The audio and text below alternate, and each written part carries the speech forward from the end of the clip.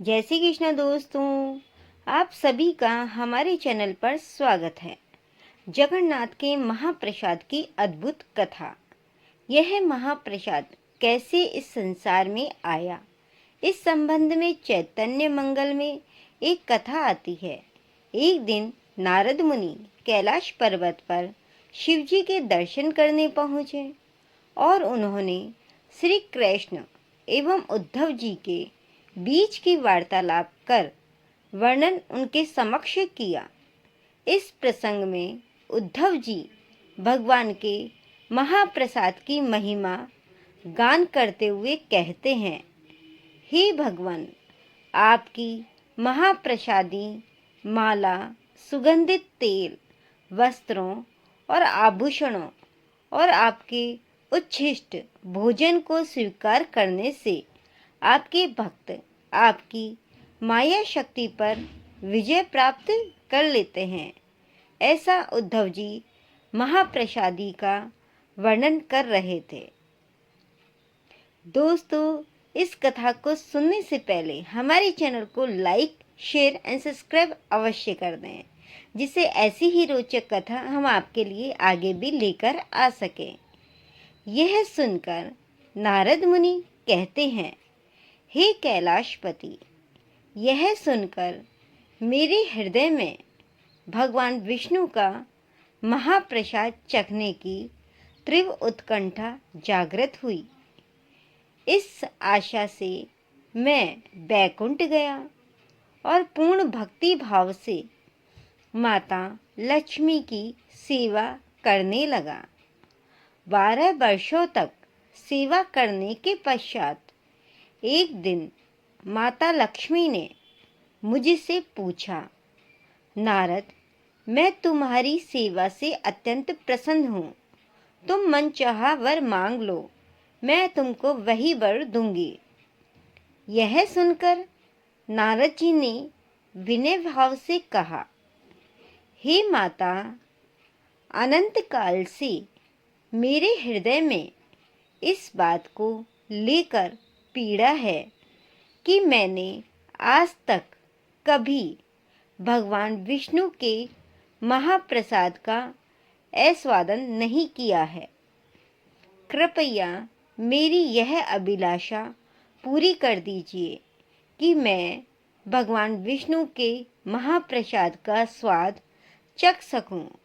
कृपया आप मेरी यही मनोकामना पूर्ण कर दीजिए। ऐसा नारद मुनि ने माता से कहा। यह सुनकर माता लक्ष्मी देवी दुविधा में पड़ गई। कहने लगी, परंतु नारद जी, मेरे स्वामी ने मुझे कठोर निर्देश दिए हैं कि उनका महाप्रसाद किसी को भी न दिया जाए। मैं उनकी आज्ञा का उल्लंघन कैसे कर सकती हूँ? परंतु तुम्हारे लिए मैं अवश्य कुछ व्यवस्था करूँगी। माता ने ऐसा आश्वासन नारद मुनि को दिया कि मैं तुरंत कुछ व्यवस्था आपके लिए करूँगी। कुछ समय पश्चात माता लक्ष्मी ने भगवान विष्णु से अपने हृदय की बात कही और बताया कि किस तरह उन्होंने भूलवश नारद मुनि को भगवान का महाप्रसाद देने का वचन दे दिया है। यह सुनकर भगवान विष्णु ने कहा, हे प्रिय, तुमने बड़ी भारी भूल की है, परंतु अब क्या किया जा सकता है? तुम नारद मुनि को मेरी अनुपस्थिति में मेरा महाप्रसाद दे सकती हो, मेरे सामने मेरा महाप्रसाद नहीं दे सकती। जब मैं नहीं रहूं, मेरी अनुपस्थिति रहे, तभी आप मेरा महाप्रसाद नारद मुनि को दे सकती हैं। ऐसा भगवान ने कहा। नारद मुनि ने आगे कहा, हे महादेव, आप विश्वास नहीं करेंगे। महाप्रसाद के मात्र स्पर्श से मेरा तेज और आध्यात्मिक शक्ति 100 गुना बढ़ गई। मैं दिव्य भाव का अनुभव करने लगा और सुनाने यहाँ आया हूँ। अर्थात महाप्रसाद का ऐसा प्रभाव हो गया कि मेरी आध्यात्मिक शक्ति बढ़ गई और मुझ में तेज बढ़ गया। उसी को सुनाने के लिए मैं आपके पास आया हूँ। यह सुनकर कैलाशपति महादेव कहते हैं, हे नारद, निश्चित ही तुम्हारा तेज अलौकिक है, परंतु तुमने ऐसे दुर्लभ महाप्रसाद का एक कण भी मेरे लिए नहीं रखा।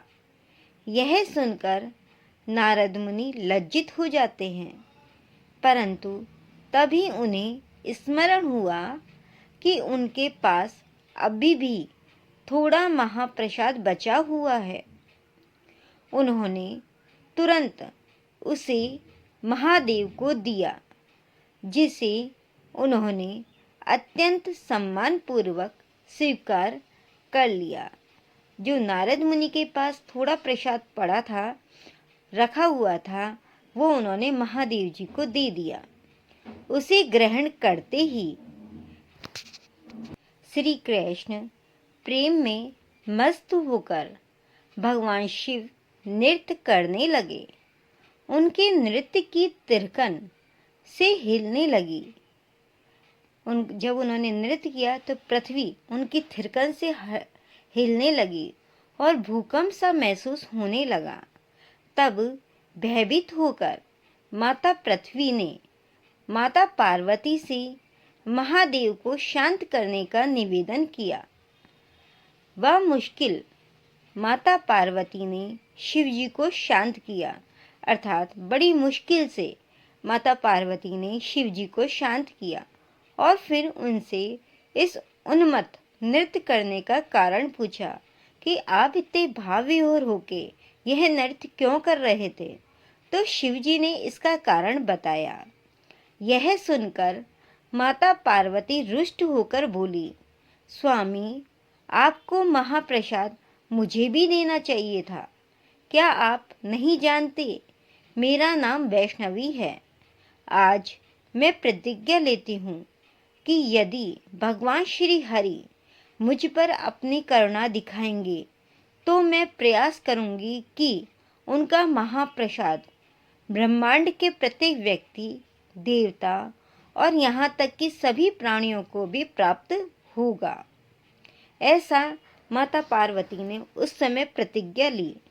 तभी आश्चर्यजनक रूप से उसी क्षण भगवान विष्णु माता पार्वती के वचन की रक्षा हेतु वहाँ प्रकट हुए और बोले, हे देवी पार्वती, मैं आपको वचन देता हूँ कि मैं स्वयं तुम्हारी प्रतिज्ञा को पूर्ण करूँगा और पुरुषोत्तम क्षेत्र जगन्नाथपुरी में प्रकट होऊंगा और ब्रह्मांड में प्रत्येक जीव को अपना महाप्रसाद प्रदान करूँगा।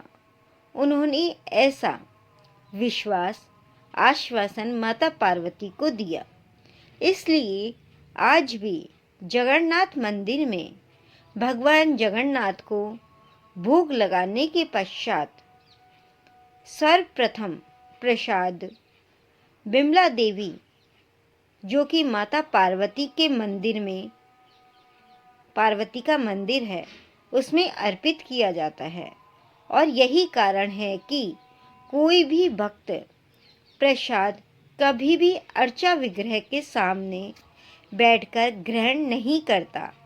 अर्थात मूर्ति के सामने कभी भी वो प्रसाद ग्रहण नहीं करता है और उनको भोग लगाने के बाद बिमला देवी मंदिर में प्रसाद भोग लगाने के लिए जाता है। दोस्तों, यह कहानी थी जगन्नाथपुरी के महाप्रसाद की, कि उनको भोग लगाने के बाद प्रसाद फिर किसको भोग लगाते हैं और उनके विग्रह के सामने प्रसाद क्यों नहीं ग्रहण किया जाता। आपको ये कथा सुनकर कैसा लगा?